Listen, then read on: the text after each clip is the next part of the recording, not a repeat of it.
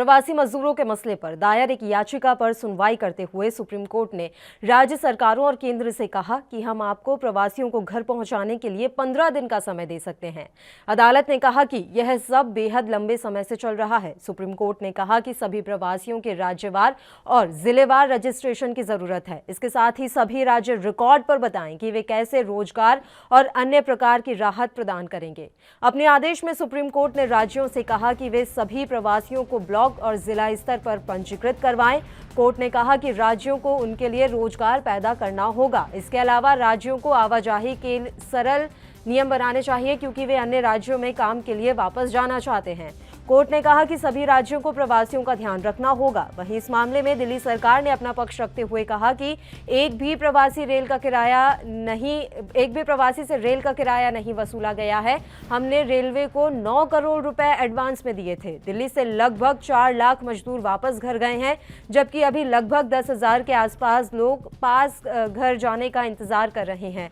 अब सवाल यह है कि कैसे राज्य सरकार सुप्रीम कोर्ट के इन आदेशों की पालना करेंगी, कैसे 15 दिन में सभी प्रवासियों को उनके घर पहुंचाया जाएगा और कैसे उनकी रोजगार की व्यवस्था सरकारें कर पाएंगी। ये तमाम तरह के सवाल अब खड़े हो रहे हैं। और सबसे बड़ी बात, जिस तरह से निर्देश दिया गया है सुप्रीम कोर्ट की तरफ से कि सभी प्रवासियों के राज्यवार और जिलेवार रजिस्ट्रेशन करने होंगे, तो ये तमाम तरह की जो प्रक्रिया है ये बहुत जटिल है और ये देखने वाली बात होगी कि राज्य सरकारें कैसे ये व्यवस्था बना पाती हैं।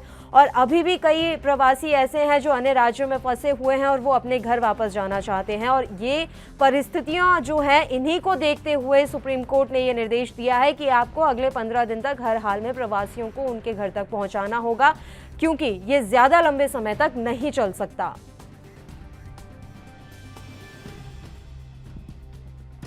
और इस मसले पर चर्चा के लिए महेश जी, अधिवक्ता हैं सुप्रीम कोर्ट के, इस समय लाइव हमारे साथ जुड़े हुए हैं। महेश जी, आज प्रवासियों के मुद्दे पर चर्चा हुई है, सुप्रीम कोर्ट ने निर्देश दिए हैं। सबसे बड़ी बात यह है कि राज्य सरकारों को 15 दिन में हर हाल में प्रवासियों को उनके घर तक पहुंचाना है। मैं पूरी जानकारी आपसे चाहूंगी, किस तरह से क्या कुछ कहा सुप्रीम कोर्ट ने? पल्लवी जी, सबसे पहले मैं आपको धन्यवाद देना चाहूंगा जी सर, कि इस मुद्दे पर आपने ये चर्चा शुरू की है यहाँ पर। जी देखिए, ये पहली बार नहीं हुआ है। जब आपको याद होगा कि सुप्रीम कोर्ट में एक जनहित याचिका दायर की गई थी, जी, वो किसी ने दायर करी थी इसी मुद्दे पर।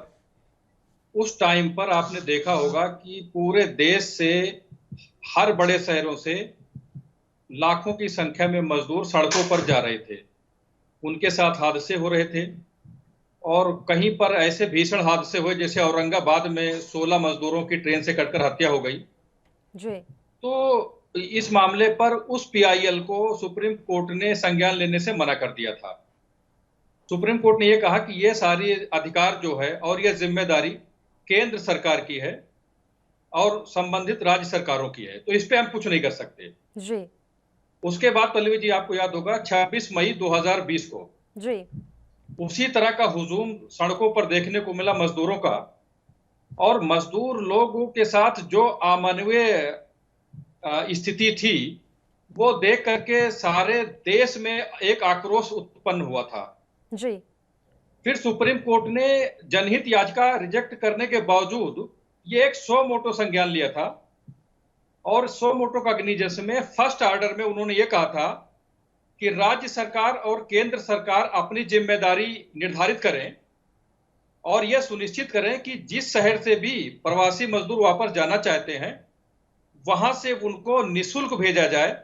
और जब वो घर से आए तो उनको स्टेशन पर रहने के लिए सुविधाएं प्रदान की जाए, उनके लिए निःशुल्क भोजन की व्यवस्था की जाए। और इस तरह का उन्होंने एक इंटरिम ऑर्डर पास किया था। जी, इसके साथ ही सुप्रीम कोर्ट ने केंद्र सरकार और सभी राज्य सरकारों को नोटिस इशू किया था कि सभी लोग अपनी अपनी तरफ से हलफनामा दाखिल करें कि उन्होंने क्या एक्शन लिया है और मजदूरों के हित में क्या वो करना चाहते हैं। जी, अब ये मैटर जो आज लगा हुआ था, जिसके विषय में हम चर्चा कर रहे हैं, जी, पल्लवी जी, मैं बताना चाहूंगा कि मैं सबसे पहले सुप्रीम कोर्ट को धन्यवाद देना चाहता हूं कि इस संवेदनशील मुद्दे पर जिस तरह से सुप्रीम कोर्ट ने पहल की है वो काबिले तारीफ है। क्योंकि देखिए, केंद्र सरकार जिस तरह से संवेदनहीन हो रही थी क्योंकि वो इसके पहले भी सुप्रीम कोर्ट में एक झूठा हलफनामा दाखिल कर चुके थे। उन्होंने ये कहा था कि अभी सड़कों पर कोई भी मजदूर नहीं है, कोई भी प्रवासी मजदूर नहीं है, जो कि उस टाइम पर लाखों मजदूर वहां पर जा रहे थे। लेकिन अब इस मुद्दे को सुप्रीम कोर्ट ने बहुत गंभीरता से लिया जी। और अब जो हलफनामा राज्य सरकारों की तरफ से आया है और केंद्र सरकारों की तरफ से आया है, मुझे लगता है इन हलफनामों को बहुत ही केयरफुली अध्ययन करने की जरूरत है। क्योंकि आपने देखा उस हलफनामे में जो केंद्र सरकार का हलफनामा है, उसमें आप ध्यान दें तो उसमें उन्होंने ये कहा है कि लगभग 1 करोड़ मजदूर जा चुके हैं, जबकि अगर तथ्य देखा जाए तो लगभग 4 करोड़ मजदूर अभी वो एडमिट कर रहे हैं कि अभी प्रवासी मजदूर बचे हुए हैं। जबकि इसके पहले के बयानों में वित्त मंत्री का यह बयान था कि लगभग 8 करोड़ मजदूर अभी फंसे हुए हैं जी। तो मैं ये जानना चाहता हूं कि राज्य सरकारों से और केंद्र सरकारों से कि एक तो ये जो एम्बिगुइटी बनी हुई है कि कितने मजदूर हैं, अभी किसी के पास कोई डाटा स्पष्ट नहीं है जी। 4 करोड़ हैं, 8 करोड़ हैं या 10 करोड़ हैं। तो ये कभी हवाई बातें चल रही हैं, इसमें किसी के पास उपलब्ध डाटा नहीं है। हाँ, बट इतना जरूर कर सकते हैं केंद्र सरकार और राज्य सरकार कि जहां पर भी प्रवासी मजदूर हैं वो उनको जाने के लिए अपने अपने गंतव्य स्थान पर जहां जाना चाहते हैं उनके लिए साधन मुहैया कराएं, पर्याप्त मात्रा में ट्रेनों का संचालन सुनिश्चित करें, बसों का संचालन सुनिश्चित करें और जब सारे मजदूर सुरक्षित अपने गंतव्य स्थान तक पहुंच जाएं तो वो इस बात का हलफनामा सुप्रीम कोर्ट में आकर के दाखिल करें कि हमने इतने ट्रेनों का संचालन किया और इतने मजदूर जा चुके।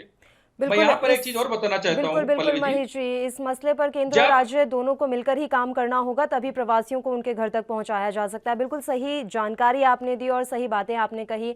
आपका बहुत बहुत शुक्रिया महेश जी। हमारे पास समय की कमी है इसलिए मैं आपको यहाँ रोक रही हूँ। आपका धन्यवाद तमाम चर्चा के लिए आप हमारे साथ जुड़े। फिलहाल प्रबल सक्सेना जी इस समय फोन लाइन पर मौजूद हैं, राजनीतिक विश्लेषक हैं। प्रबल जी, सर मेरा छोटा सा सवाल है आपसे। राज्य सरकारों और केंद्र सरकारों को माननीय सुप्रीम कोर्ट ने निर्देश दिए हैं कि अगले 15 दिन में आप हर हाल में प्रवासियों को उनके घर तक पहुंचाएं। किस तरह से आप इस निर्देश को देखते हैं और सबसे बड़ी बात यह कि ये सरकारों के लिए क्या मुश्किल होगा? ये मैं देखिए, ये जो लॉकडाउन के दौरान अप्रवासी मजदूरों की स्थिति बहुत ही दयनीय रही। हमने सुना था कि जब भारत पाकिस्तान का विभाजन हुआ था उस समय ऐसे दृश्य जो है लोगों ने सड़कों पर और कई जगह देखे थे।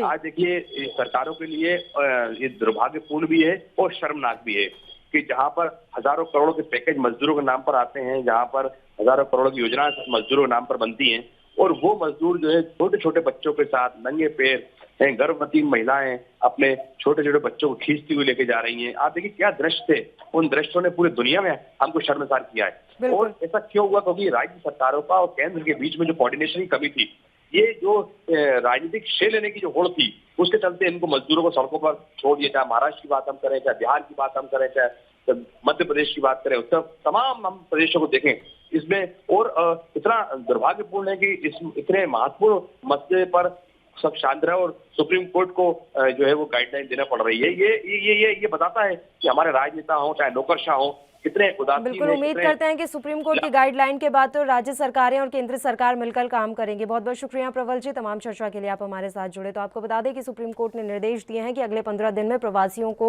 उनके घर तक पहुंचाया जाए और इसके लिए केंद्र और राज्य दोनों को ही आगे आना पड़ेगा। और ये भी कहा गया है कि ये सुनिश्चित करें कि प्रवासियों को रोजगार प्रदान किए जाएंगे। अब देखने वाली बात होगी कि सरकारें कितना इस पर काम कर पाती।